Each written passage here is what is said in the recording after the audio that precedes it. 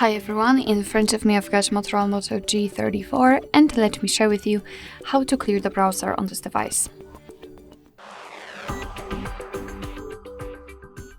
So let's start with opening the browser. Okay.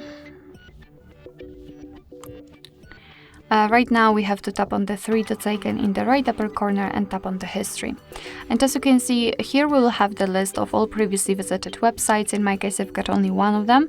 If you want to, you can remove them manually just by tapping on this X button right next to it. But if in your case this list is really long, then it is not the most efficient way to remove the data. So let's simply tap on clear browsing data. And here we've got some basic and advanced options. So in basics, we've got browsing history, cookies and site data, and cached images and files.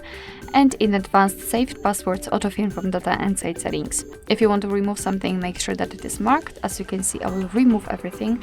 We can also change the time range from last 7 days to, for example, all time. It's up to you. Then if you're ready, tap on clear data. And as you can see, the history is empty, which simply means that we just successfully removed everything.